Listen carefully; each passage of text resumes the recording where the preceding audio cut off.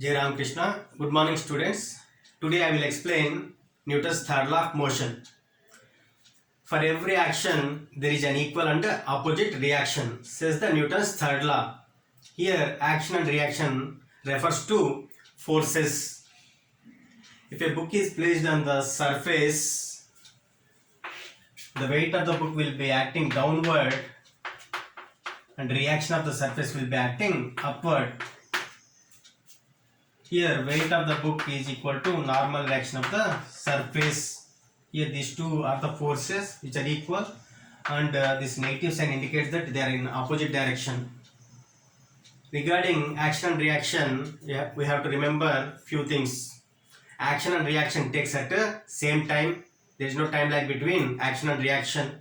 If I clap, action and reaction takes simultaneously. Both left hand and right hand comes in contact at the same instant, and action and reaction acts on two different objects. If a object is revolving in a circle, two forces will be acting on the object simultaneously. One is the centripetal force acting towards the center of the circle, and since the motion is in accelerated frame, centrifugal force or pseudo force will be acting away from the center. But these forces are not action and reaction pairs because they are acting on the same object. Examples of action and reaction pairs. A rocket is sent into space. Gases are ejected downwards. That is action, and reaction of gases will be on the rocket in opposite direction. When a boy is swimming, he pushes the water backward and water pushes him forward. That is action reaction pair. When birds are flying, they push air down and the air pushes the bird up. That is action and reaction pair. When a boy jumps down from a boat, he pushes the boat backward. That is action. Boat pushes him forward. That is a reaction. You can take many examples. Here, when a boy jumps out of the boat, one is action and the other is reaction. That is not the application. Before Newton proposed this theory, that was happening. But after Newton proposed, these rockets are developed. That is the application of Newton's third law.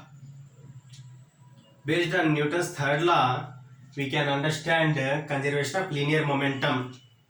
What is conservation of linear momentum? When no external force acts on the system, the total momentum of the system remains constant or conserved.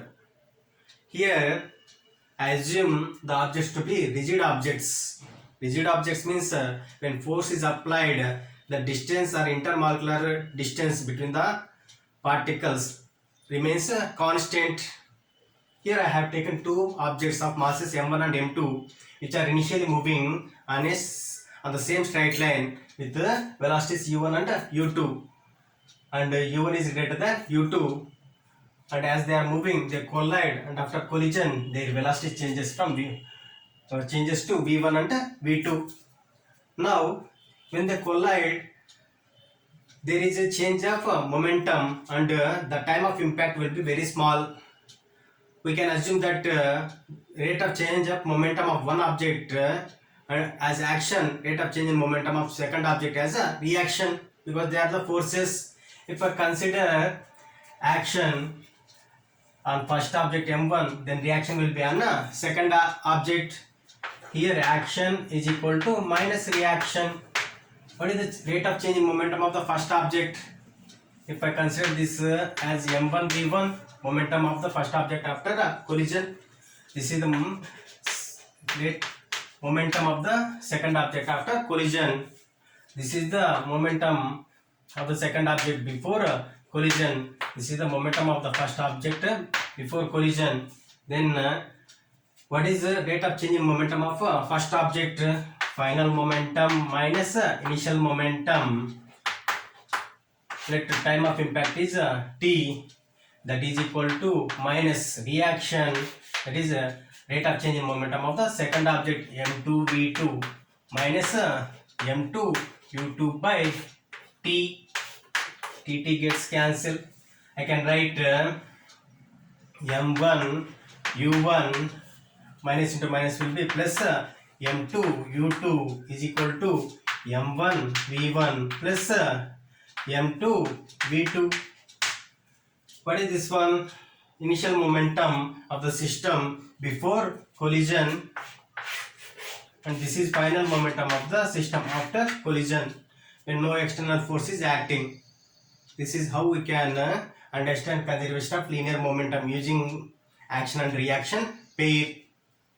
And one more example is recoil of gun. What is recoil of gun? When you fire the gun, bullet moves forward, that is action, and gun moves backward, that is called recoil of a gun. Using this we can find the recoil velocity of a gun. When gun is fired, that this is the gun, and a bullet here, initially bullet is here, let mass of the gun is m, and velocity, when I fire the bullet, initial momentum of the gun and bullet system is 0. After firing, what is the momentum of the gun? Mass of the gun into velocity of the gun